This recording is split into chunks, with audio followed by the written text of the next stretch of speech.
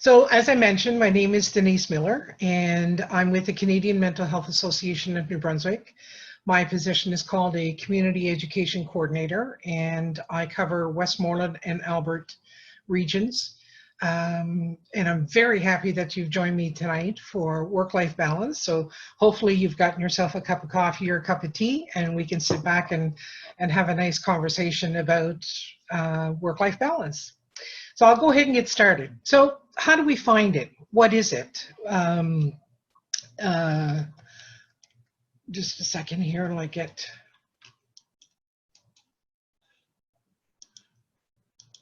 Okay. The Canadian Mental Health Association was founded back in 1918, so we're over 100 years old nationally. For a non-profit charitable organization, that's pretty amazing. There's only a few of us that have been around that long time, that length of time in Canada. So we're very proud of that. We're a national leader and champion for mental health and help people access the community resources they need to build resilience and support recovery from mental illness. So we're here as hope, a sign of hope. We have a lot of resources available, a lot of programs, presentations, all kinds of things that we can do, and then of course connect people in the community with other people and other organizations. The divisions of Canadian Mental Health Association, we have three main offices, one in Fredericton, which is our provincial office. We have Moncton and we have St. John. Then we have the Community Education Coordinator Program, of which I am one of 11 staff, and we are based throughout the rest of the province. So we cover all the rural areas that the three offices don't cover. So we have CMHA right throughout the province. We also have a fund development provincial program. Obviously, as a not-for-profit charitable organization, any funding that we can pick up through the communities that we serve, we just turn around and put that money right back into those communities. So it's a really great setup that way. We also have a Working Stronger Together program that's based in Charlotte County, which is helping people with lived experience either get work or return to work. So we have people that are on board to help learning the skills and the tasks and getting people job ready and that sort of thing. So that's a really good setup. So the Oxford Dictionary definition of balance. As a noun, it says an even distribution of weight, enabling someone or something to remain upright and steady. The other definition is a situation in which different elements are equal or in the correct proportions. But as a verb, it's a little different. Put something in a steady position so that it doesn't fall. And I think that's really what we need to look at, because when we're talking about work-life balance, it's as unique to each person as we are compared to each other. And what I mean by that is it's going to be something different to each one of us. And, you know, is it simply the balancing of time spent between the two, work and home life? How is it that we see it? I think it's important that we take the time sometimes and we, you know, kind of do a stop and check. You know, what does work-life balance mean to me? And based on what it means to me, do I feel that my life is in balance? Are things, you know, are things heavier at work? Are things heavier at home? You know, am I struggling in one or the other? We need to pay attention to those kinds of things. And I think right now, with what we're going through right now with COVID-19, I think for a lot of people, it's an awareness. Because I'm hearing a lot of feedback from people, positive feedback, not towards the COVID-19. Don't get me wrong. I mean, that's horrible and what's happening around the world. But it has caused us to stop and slow down. And we've really slowed down. We're spending more family time. We're still working. It's a little hard to balance between work and home because now we've brought in the work life into our home life. So that's a bit of a challenge. But we're getting it figured out. and everybody is forgiving because everybody is in pretty well the same situation. So when we're looking at all those things, it's a little different right now. But think back to what it was like maybe 2 months ago, 3 months ago. Did you feel at that time, if you really take a good look, did you feel that you were in balance, or that maybe one was off a little bit or the other? So I think it's really important that we make sure that we take a look at those kinds of things. So our next slide, where's my mouse? There we go. Okay, so what are some of our stressors, for an example, at work? What are some of the things that can cause us stress? Well, number one, deadlines. Absolutely, when we have a deadline that we have to meet, that, you know, that's a big part of our job, and there's a lot of pressure on us to meet those deadlines. And when we're looking at having deadlines on a regular basis, that almost becomes a long-term stressor. And short-term stressors are okay because they motivate us. They push us to go ahead and get things done and to move ahead with stuff. But when you're looking at a long-term stressor, it's different. It really takes a toll on us physically and mentally, and it's the one that can end up in the long run starting to bring us down and to do us a little bit of damage. That we're struggling and we're not as resilient as we normally would be, and that kind of thing. So we need to pay attention to long-term stressors where deadlines really fits in that. A previous position that I had, I worked for a magazine, and of course we had a deadline and everything had to go to print by X date. And so I was very reliant on people to send in their artwork, people to send in, articles and different things. And they had, they had deadlines they had to meet because I had a deadline that I had to meet. So there was constantly that pressure that you're working under. Too much work. A lot of people say today, I feel like I'm doing the work of 2 or more people. Well, I think in reality, that probably is true in a lot of cases, that we are doing quite a bit of work. And that can weigh on us a little bit when we feel that there's not enough hours in the day to do the work that is tasked to us to do. So I think the workloads really can be a stressor for us. Time management, again, referring to not enough time in the day. So when we're struggling for time, be it because of too much work or deadlines, we have to understand that time management becomes very, very important to us. Perhaps we're dependent on coworkers to get our job done. For an example, when I worked for that magazine, I was dependent on the editor allowing me to have the knowledge of what editorials he was going in so that I knew which companies to go to seek for advertising. So as long as he got his work to me timely, I could do my work timely. But when it got pushed to closer and closer and closer to my deadline, it made it more and more difficult for me to do what I needed to do. So being dependent on coworkers, perhaps your coworker needs to complete a report and get it to you for you to be able to do your report for a deadline. So again, you're constantly waiting for somebody else to get their work done so you can get your work done.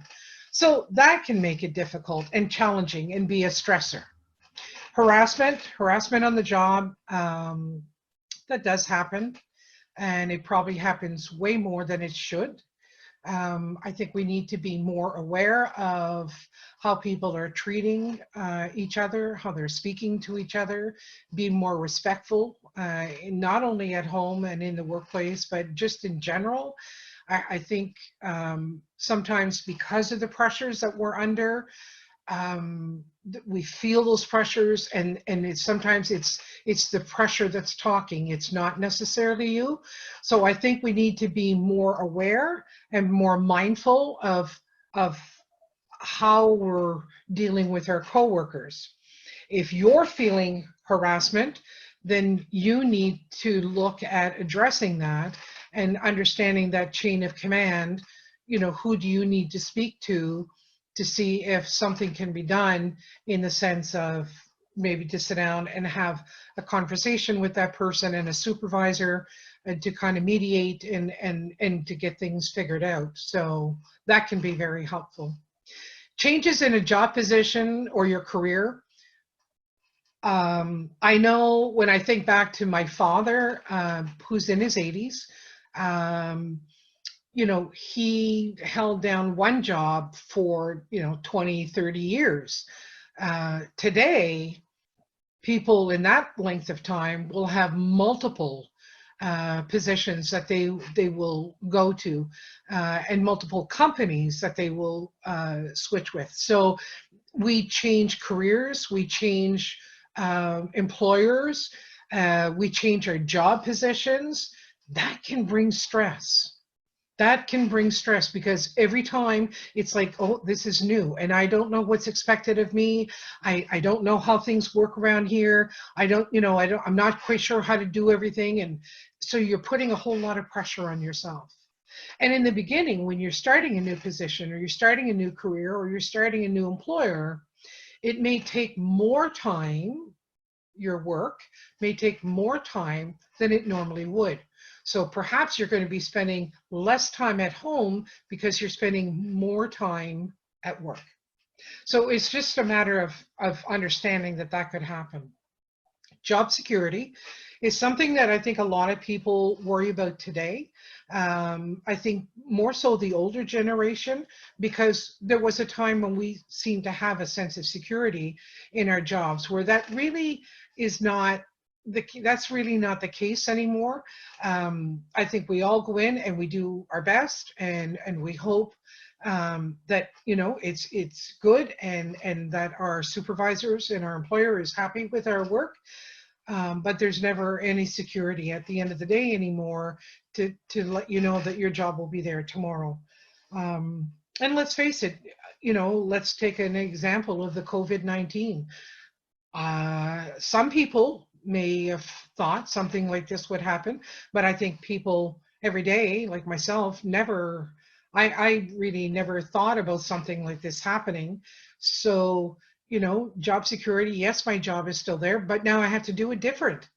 I'm not out in the public speaking to people anymore and doing presentations and events and workshops and all that. I have to do that all through webinar now, which is very different because I had to learn a whole bunch of new stuff for this. So, you know, again, there's lots of things that flip-flop, but I know there's a lot of people that have been laid off.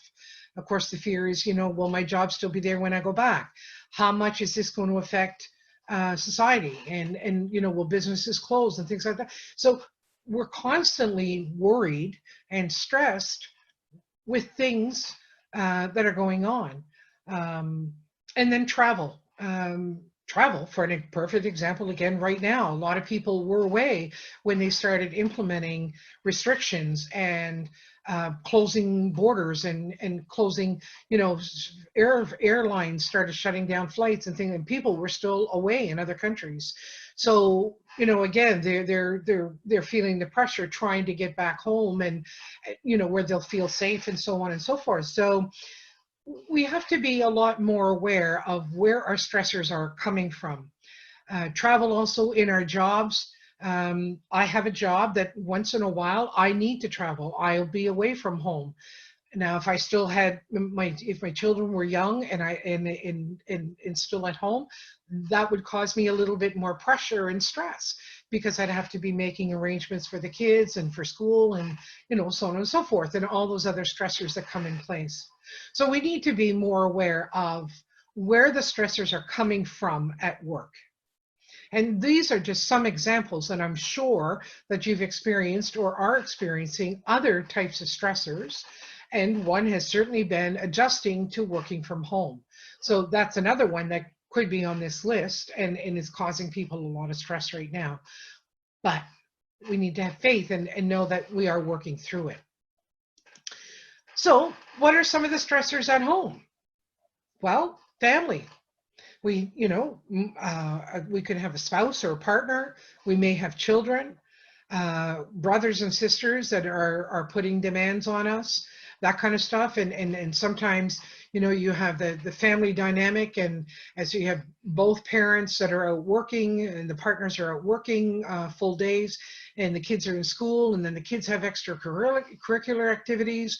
So you're rushing home from work, you're rushing to get supper done, you're helping the kids do a little bit of homework, you get supper done, and you rush out the door, and you go to hockey practice, and you go to ballet practice, and you go to choir and music lessons. Then you get back home and you got to finish up the homework, kids get a bath or a shower, get them off to bed, and then you have to start your evening of chores, making lunches, and doing a load of laundry or two and everything else. So stressors absolutely do come from family life, there's no question. Aging parents, and I don't want to say that in a derogatory way or a negative way, but aging parents. Some of us have children still in our, in our home environments. My two children are not living at home anymore, but I still worry about them. Once a parent, always a parent, right? So I still worry about the kids. And then my parents are aging. They're both in their 80s, and they're beautiful. I absolutely adore them. And health-wise, they're really well. But I know that in the near future, they may not be doing as well as what they're doing right now. So that's a stressor that will come upon myself and my siblings, that we'll have to balance that out between us. So children and youth pressures, they experience a lot of pressures today, especially with social media and bullying. So to understand that when they're feeling bullied or harassed, their behaviors are going to change, and thereby that turns the whole house upside down. Okay, so it's trying to help you understand that. We have a great program actually called Kids Have Stress Too, and I will be doing that webinar in the near future.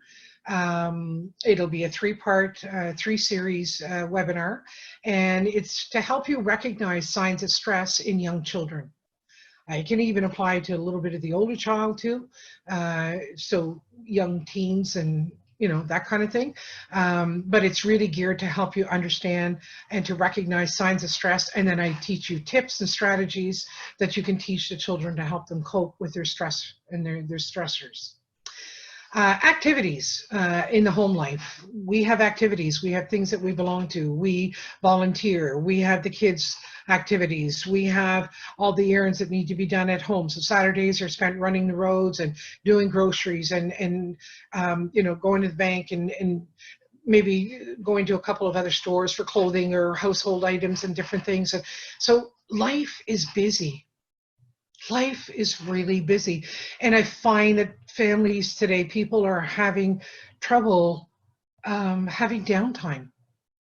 Like I just, downtime doesn't seem to be a priority because it's kind of gotten lost in the stress of life. Time management at home is not what it should be. Once again, there are so many things on the go. I have a brother who's married and has 4 children. The 3 boys play hockey. They're all at different levels. Their daughter plays raquette, which is another commitment. And so they just seem to be on the go in all different directions almost all the time. I can't even imagine trying to fit life, and the 2 of them have very good careers and everything else. And for me, it just kind of blows my mind sometimes. And so time management becomes essential. And if we don't seem to have it, I would never say mastered, but if we're not having time management working for us, then certainly it's going to be a stressor. Tasks and chores, it's trying to find the time to do all of those. Sometimes we just don't have enough energy at the end of the day to do what we need to do. Well, then it turns around and it adds to the next day. So just to be aware again, so perhaps getting maybe a little bit better with our time management might help with that.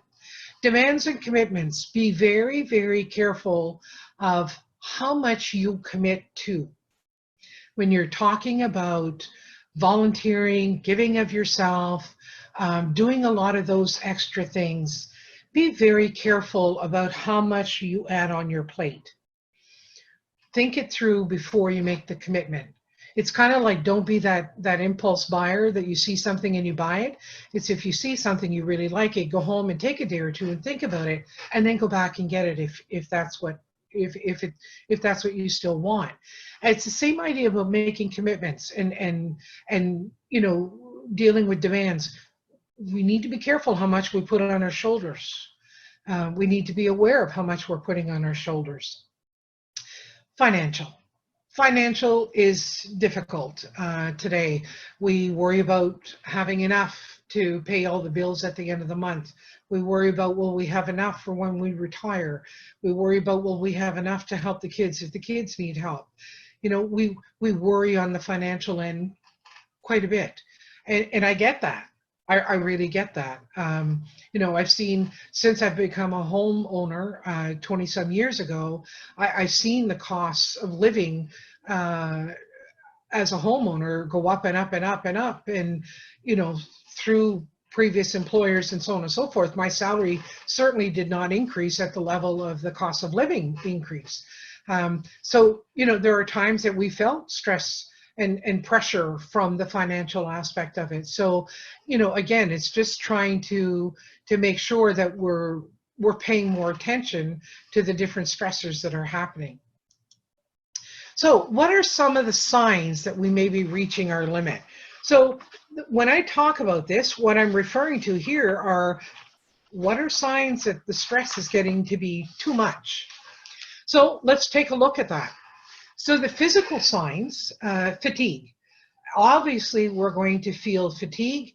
The more pressure that's on us, the more it takes a toll on us.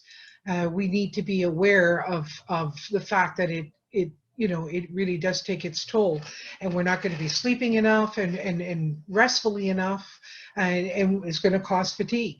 Muscle tension, I know that I'm certainly the type of person where if I feel stress or I'm really focused and concentrating hard on something and I haven't moved for a little while, like that can happen at the office if I'm working on a project or I'm working on a particular program or an event or something, all of a sudden I'll feel a lot of stress and pressure through my neck and into my shoulders. And then I catch myself trying to loosen those muscles. That's my sign physically that things are starting to tense up. Upset stomach, absolutely, that's something that happens for quite a few people, that they'll get an upset stomach. And that could be caused sometimes that we're not eating when we're supposed to be, we're not eating the way that we should be, we're not putting all that you know, that in there, all that work.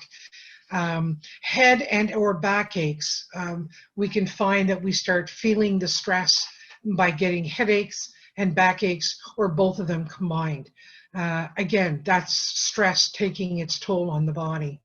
And then because of these different issues that we're struggling with, our immune systems go low a little bit, and we get increased illnesses. So we start to pick up colds and flus and things that are going around, bugs, stomach bugs, and that kind of stuff. We start to pick everything up. And the biggest part of it is because we're actually very tired. We're exhausted, we're fatigued, and we're pushing and pushing and pushing ourselves to a limit. Emotionally, we feel the pressure. We feel like we're under pressure all the time, that there's a weight constantly there on your shoulders, on your back, and you're feeling pushed down by that pressure.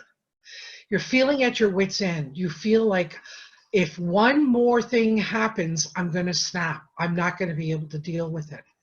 So yeah, and honestly, you really are feeling what you're feeling. Anxiousness, we start to feel a little bit more anxiety than we normally do. People feel anxiety every day. That's very normal. It's not anxiety, the illness, it's just anxiety. And I'll give you an example. If I'm sitting in my office and my phone rings, I have call display. So as I turn to answer my phone, I see that it's my head office calling. My first thought is, uh-oh, why are they calling me? Did I do something wrong? Is everything okay? So I feel the anxiety start to build immediately. I pick up the phone, I answer it. Good afternoon, CMHA, Denise speaking.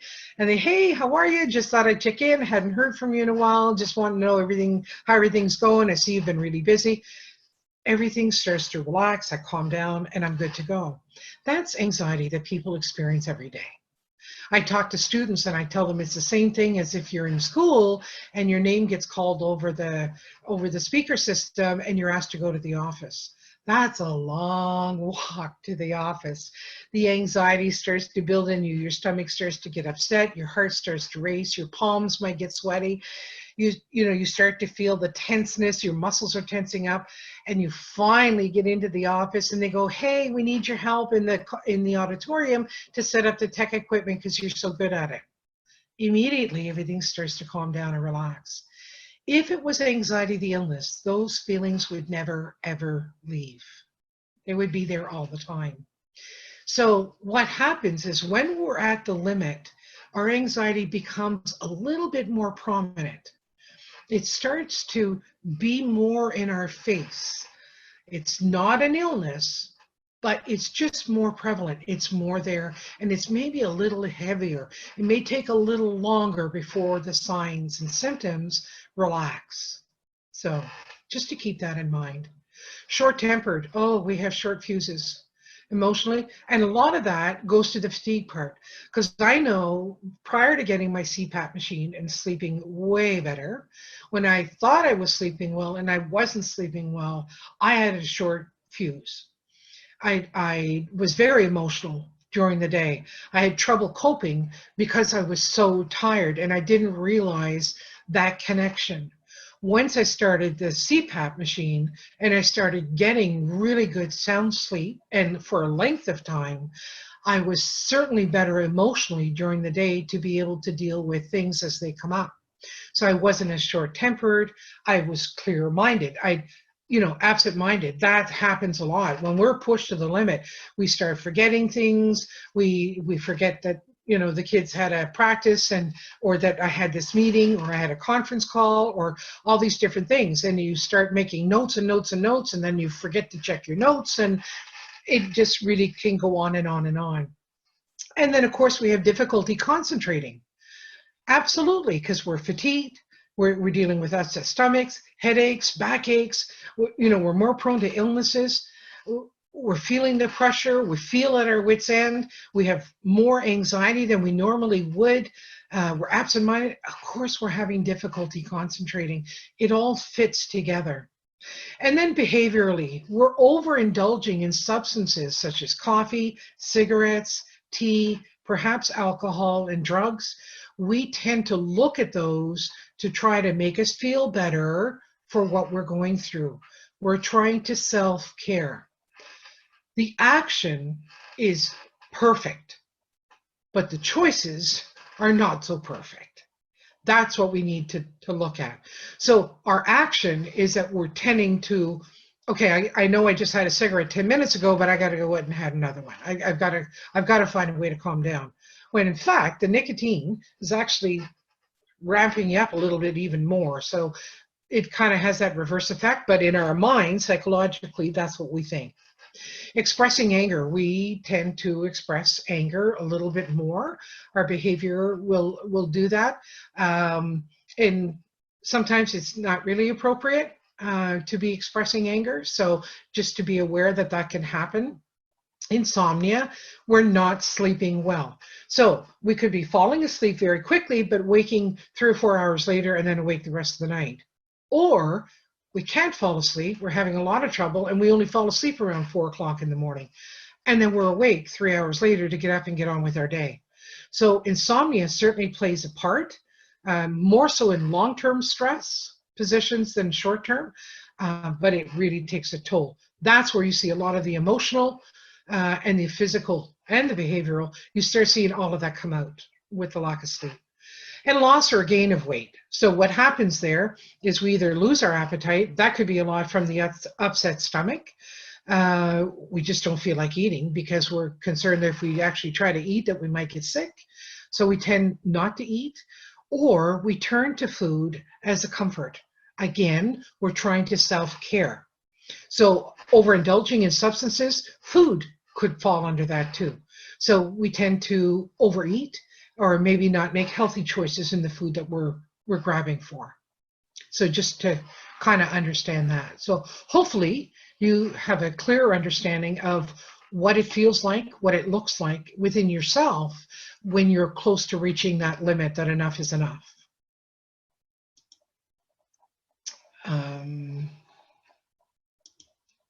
So what are some things that we can do about them? Well, at work, we can look at building strong relationships. So with our coworkers, our supervisors, we can look at building relationships that will work for us. So in other words, perhaps you and one of your coworkers have deadlines, but they're at different times of the month. So perhaps her deadline's at the end of the month, yours is at the middle of the month. So perhaps you can work out your work loads, that you can share things so that you can help her meet her deadline and she can help you meet your deadline. So maybe there's a way there that you can build those kind of relationships. Have a relationship with your supervisor, so when the workload starts to get heavy again, you're able to go in and say, okay, there's a little bit too much on my plate right now. Can we look at flipping some over to somebody else just to bring it down a little bit so I can meet the deadlines I need to meet? So it's looking at building those types of relationships. At home, it's the same idea. Build a support network. There's no written rule that mom and dad have to do all the cleaning, all the chores, all the errands, all of that. No. When my boys were old enough to walk, they would get undressed at night to put on their pajamas. They would carry their dirty clothes and put them in the hamper. We started it way back then. And the boys have grown up through the years of doing chores, helping out around the house. There were no girl chores and boy chores. There were chores. There were things that needed to be done. And I wanted to make sure that when the guys moved out, if they lived on their own for a while, they could take care of themselves. So they learned how to cook and clean just like anybody else, but they had indoor chores and outdoor chores. It was a team effort. We're all working, we're all going to school, and at home, we all carry the load at home. So building a support network around you can become extremely helpful. When we're looking at aging parents, for an example, I'm very fortunate. My 3 siblings are very close by to our parents. So between the 4 of us, we can work together to, they're not a load now, and I don't think I'll ever call them a load, but they may need more help later on as the years go by, and there's 4 of us then to kind of help and carry that. It's not going to just fall on one, or it shouldn't just fall on one. So building that support network in your home life is as important as building that support network at work. Skills, that's so huge. Do you have the skills to do everything that you need to do at work? If you don't, speak to your supervisor, your manager about it, and see about taking a course or taking a workshop or whatever it is that you need to give you the skills so that you feel comfortable and are able to meet the demands of the work, meet your deadlines, that kind of thing. Because now you know how to do it and when to do it and why you do it, and everything comes together once you have the skills. So that's really important. And it may be something that, you know, if you talk to your supervisor about this, say, you know what, I never really realized that you didn't have skills for that, but somebody else in the office does have the skills, so maybe we can flip. So there's always a way, again, building those strong relationships. There's a way that we can work things out and make sure that everybody is good to go and feeling comfortable in the workload. The same thing happens at home. I can't expect my kids and my husband, my spouse, my partner, to help out with chores if they don't know how to do them. Just for an example, if I want my 13-year-old or 14-year-old to start doing his laundry, I need to show them how to do it. I need to give them the skills so they can be that support network. So it's extremely important that we make sure that what's trying to get done has the skill level behind it to get it done. Time management, huge, huge, huge. For me, with my work, my agenda, I could show it to you if I had it right handy, but I don't. I have everything scheduled in my agenda that's coming up. Well, prior to this, presentations, events, workshops, committee meetings, anything else I could think of, staff meetings, all that kind of stuff. And then everything is color coded. I've taken it that step further. I've color coded with a highlighter. So meetings are in blue, presentations are in pink, events are in green, workshops are in green. You know, and it goes on and on. So I can actually open my agenda quickly and go, oh, I've got 3 presentations, 2 events, and 1 workshop this week I got to do. I don't even have to read. I have that quick view. And okay, the workshop, okay, is there anything I need to prepare for that workshop? So through time management, and it's extremely vital to me because I work alone. So chief cook, bottle washer, I think they refer to that. You kind of do everything. I answer my own emails, my voicemails. I have to do all my own photocopying, set up all my workshops on my own. I have to prepare for my presentations on my own. If I'm giving a course, I have to do all my review on my own, prepare my handouts, do all of that. Like I have to do everything by myself. I have to take the registrations. I have to book the locations. I have to set up the room when I get there and then tear down the room when I leave. I have to make sure all my equipment is working condition, so on and so forth. I need time management to be able to function correctly. I've been able to carry that into my home life. What I don't time manage enough is self-care. And that caught up with me a couple of months ago. I guess more like 3 months ago, I was diagnosed with depression. And a lot of that was as a result of not practicing enough self-care. And so it did get to me. So just like I schedule everything at work, I need to schedule everything at home. And if it's important enough to be in my agenda for work, it needs to be important enough to be in my agenda at home. And self-care needs to be in there. So we need to make sure that, you know, we find time to do the errands, we find time to do the chores, we find time to get the kids and ourselves to all the different activities and things that we're doing. But you've got to make sure that you're scheduling time in there also for self-care. It is so important. There is probably nothing that I can tell you that is more important that you can do for yourself than self-care. I actually did a webinar on it last week. So I did one on self-care, and it's extremely important that we take care of ourselves, people. And I think we're practicing that lately more than ever. And I'm hoping people are seeing the value in the self-care so that when things return to somewhat normal, that we carry some of these good habits that we've done and that we've created in our lives now through this difficult time, we carry them forward with us. It's extremely important that we practice that self-care. Emotional intelligence, learning skills like the ability to calm yourself. There are things that we can do when we feel the pressure is mounting or our anger is mounting, those different emotions and feelings that we get, we have the ability to be able to calm ourselves down. We need to sit back and think about what's worked in the past. When I got really upset a couple of weeks ago at, you know, somebody at work because they made me late for my deadline because they were late for their deadline, so on and so forth. I got really upset and so on and so forth. But I ended up going outside and just saying, I'm taking 15 minutes, and I went and walked around the building 3 times. And it really helped me to calm down and to clear my mind and to just help me relax a little bit. So that becomes a skill. That becomes a skill to use for emotional intelligence. The ability to talk about your feelings, to be able to share your feelings with somebody else. So whether it's somebody that you can trust at work, perhaps a supervisor, or somebody, you know, your spouse at home, your partner at home, or maybe it's one of your best friends, somebody that you can absolutely trust, that you can share with, that you can open up and talk to. Talking is an amazing therapy. The ability to take a step back and look at a situation objectively. So step out of your shoes and be that fly on the wall that's looking into the situation. And is there a different way that you can take this so it has a better outcome? Sometimes we just need to very quickly problem solve.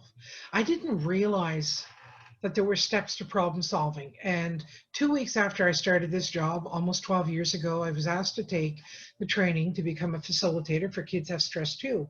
And in that program, in that training, I learned the steps to solving a problem.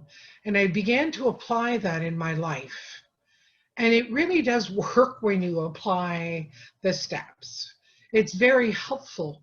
in understanding that. So if we can have that skill level to be able to step back, look at something objectively, turning it around maybe to more positive, like, oh, that's not how I thought it was going to turn out, but that's what turned out. So how do I make this work for me now? Rather than, oh yeah, here we go again. I should have known it wasn't going to work out because it never works out for me. Okay, do you notice the difference in attitude? So I'm hoping to do a positive attitude presentation coming up soon too. So the ability to see another person's point of view. That is extremely important, especially when you're trying to build strong relationships, working relationships, whether at home or at work. You need to be able to understand that other people may have a different point of view. There's not only one way to do something. Perhaps this is the way that I've always done it, but I need to take the time and give somebody else the respect to listen to their idea or their suggestion. Never know, it might actually work better. So just be open to that. Just be open to it. And the ability to turn bad feelings around.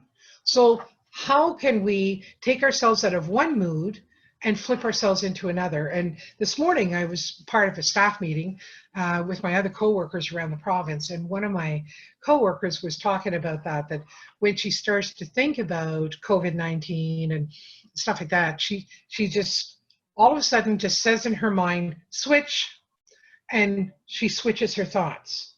Another girl talked about she used to wear an elastic on her arm, and if she was caught herself having negative thoughts, she would pull it a little and just let it snap her wrist, and that was her reminder, drop that thinking and turn it to more positive thinking. Here, there's one thing I want to share, and optimism and positive attitude falls into that. One person that you will talk to the most in your lifetime is you. While I've been talking to you, you have had another conversation going in the back of your mind. It's called self-talk. And we need to be aware that that happens. It happens from the moment you wake up in the morning to the moment you go to bed at night. There's always conversation happening in the back of your mind. So while I've been talking about things, you stop and go, does that apply for me? Can I make that work? Is that a good idea? Oh, I really like that idea. And so you're having another conversation while you're listening to what I'm saying. That's that self-talk. But we have to be very aware of the self-talk because at times it can be very negative. It can be saying things to us that we wouldn't say to a stranger, let alone somebody we care for. Yet we're saying it to ourselves. So we need to be very aware of the language that's happening. When you're beating yourself up in your self-talk, you become very negative. And it's very difficult to see things in a better light. It's very difficult to see how you can remove some of these stressors and work through some of the stressors and turn them around and make them more positive. So it's very, very important to check that self-talk, be more aware of it, of how it's affecting you. We have a great program called Living Life to the Full that we offer, and it's all on cognitive behavioral therapy, so understanding how our thoughts affect our emotions and our feelings and our behavior. And this is what it's all about. So developing more of a positive attitude rather than getting caught in the negative. So those are things that we can do at home and at work to create more optimism, just to be happier, put a smile on your face. And you know what? Sometimes when people look at you and you're smiling, they really wonder what you've been up to. So keep that as your little secret. You don't have to have been up to anything, but you can certainly have them wondering. Smiling is also contagious. You know, doing a little positive thing for somebody else, picking up an extra cup of coffee for your coworker in the morning because you know she's always running late, trying to get the kids ready, you know, at the door, so on and so forth. It's a kind gesture, picking her up a coffee when you pick up yours, and something that goes a long way. Coping skills. Coping skills are huge. They're strategies that we use to reduce the stress in our lives and get through difficult situations that can't be avoided. So we're talking about resilience. And for some people, resilience is a new word. a difficult word.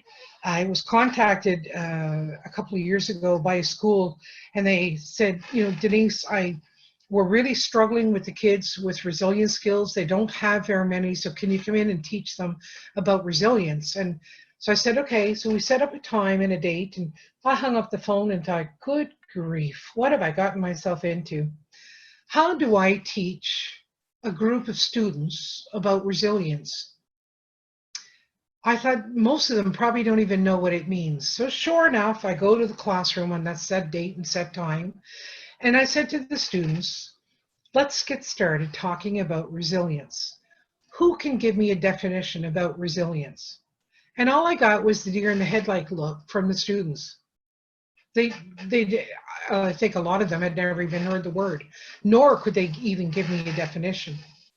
So I said, okay, I'm going to give you an example of resilience that you guys can relate to, and I'm sure you'll get it too. I said, imagine it's your birthday and your grandmother gave you a card and there's a $20 bill in the card. And you wonder, what could you buy with that $20? Well, it may not go as far today as it used to go, but there are still things you can buy. And then you think, well, maybe I can get a new video game for my machine, for my game, in the clearance bin, because they're usually like $19.99. So away you go to the store, video store, and you're digging through the bin and you find one at $19.99 that looks pretty good. You've never seen it before, you never played it, but you thought, okay, I'll pick this one. And you take it home. So it's brand new.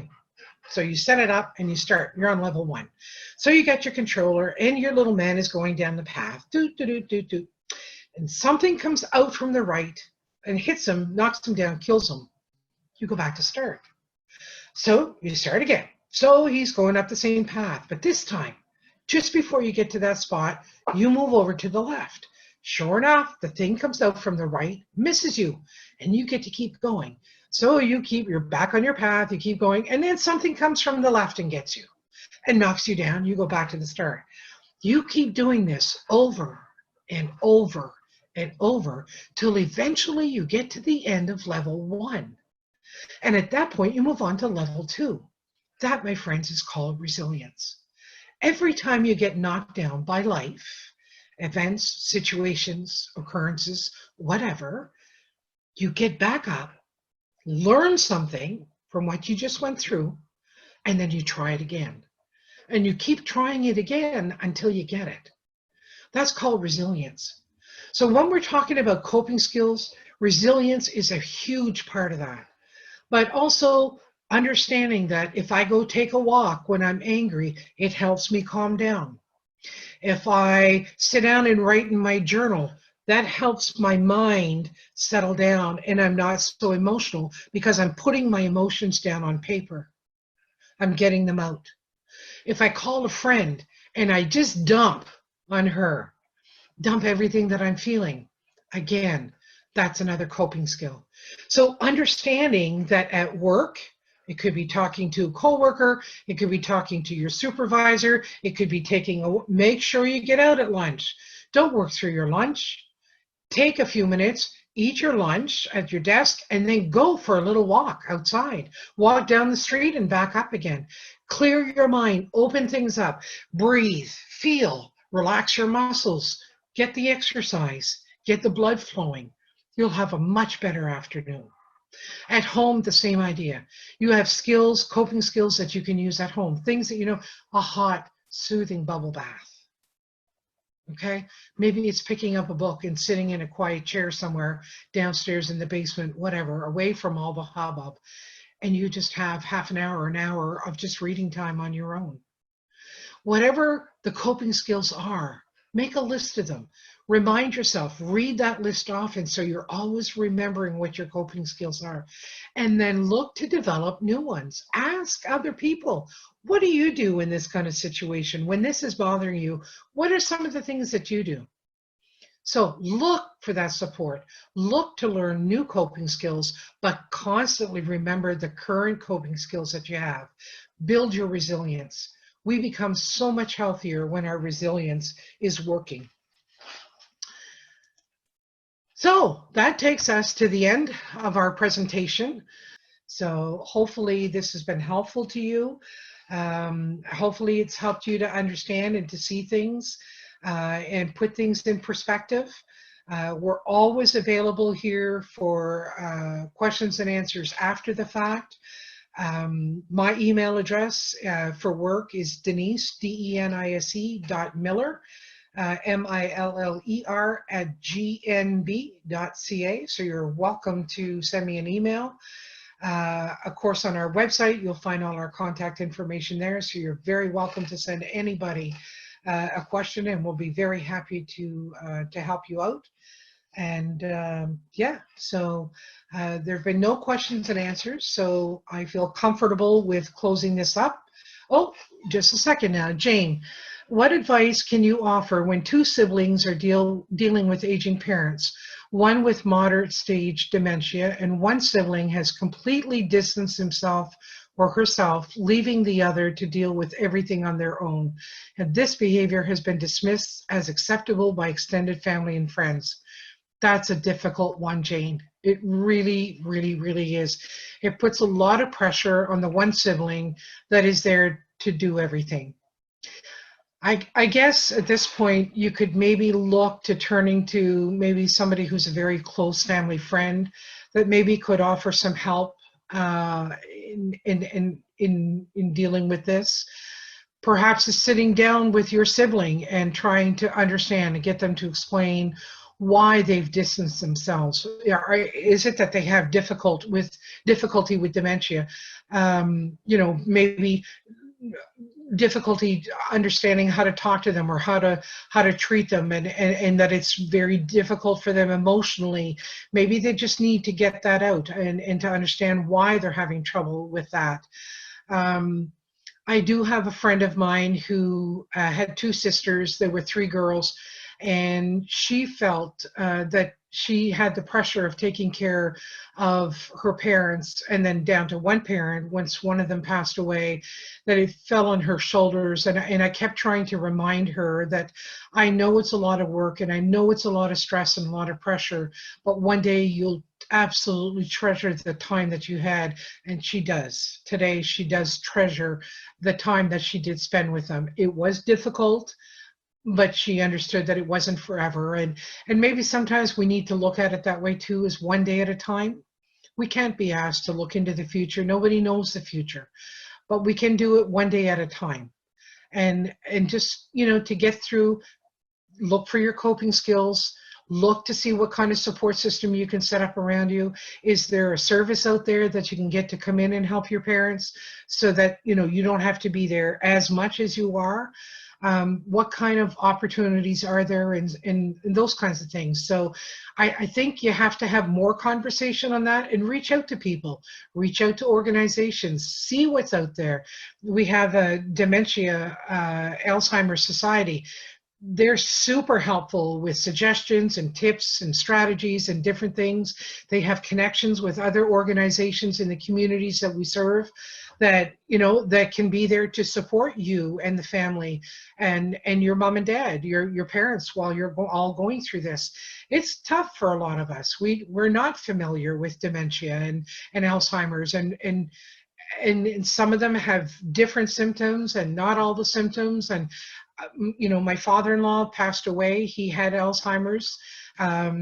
You know, it was hurtful at times, some of the things that he was saying too, but we had to keep reminding ourselves that it was the illness, it wasn't the person. It wasn't who we knew he was. So, you know, there's a lot of things that really put stress on us today, and we have to find ways to cope as best as we can. And to be more aware of it and to be more attuned to it, to develop our resilience, to develop that list of coping skills that really are helpful to us when we're really struggling, and then to keep reminding ourselves that we are capable and we can do this. We don't have to be superhuman. We just need to be mindful. Let's be mindful. Let's be right in this moment. Tomorrow will take care of itself when it gets here, but for right now, I'm focused on this. I'm focused on you and having this conversation and trying to share with you a little bit of knowledge and information. that's what I've been focused on for the past hour. I haven't been thinking about everything else. So that's what mindfulness is all about, is being present in here and now. So when you are with your parents, be present with them and enjoying that time that you have with them and that opportunity that you have with them. So trying to maybe turn things more optimistic and more in a positive way. I don't know if that helps at all, Jane, and if any of that is possible or realistic for you. And I do wish you luck. And I hope that you have the opportunity to enjoy, you know, what you can with your parents while you have that opportunity. You know, because it does go. We've made it through 7 years, so I'll keep working on the coping strategies and keep reminding myself one day at a time. Perfect. That's exactly what you need to do. And I really think when you get going with that and you get into that routine and you're feeling more optimistic and more positive, I don't think it'll affect you and hurt you as much as what it is now. And sometimes the only thing we can 100% control is ourselves. I can't control what my parents do. I can't control what my sister does. I can't control what my child does. But I can control myself and how I respond to certain situations and events and different things. And I can make sure that I'm always going to put my best foot forward in everything and anything that I take on and I do. And that's challenged of me. I can't be responsible for others. They're going to have to be responsible for themselves. And they're going to have to deal after the fact with the guilt, with the, you know, the regrets and everything else. That'll be on them. It's not going to be on you. So again, if you can just keep focusing on your coping strategies, build those up. If you need to reach out to me to maybe get some more ideas, absolutely reach out to me. I'd be very happy to help with that. And stay focused. Deal with one day at a time. Be more mindful. Focus on what's right here, right now, and then go forward with that. I think you'll be okay. You will. I think the resilience is there. We just need to dig it out a little bit. All right. Well, then I will happily close this webinar down. I thank you so much. We've been doing talks on anxiety. I've got one on depression that's going to be coming up. So there's some different topics and different things. I'm doing self-esteem next week. So there's some different things that are going to be coming up. So make sure you check us out.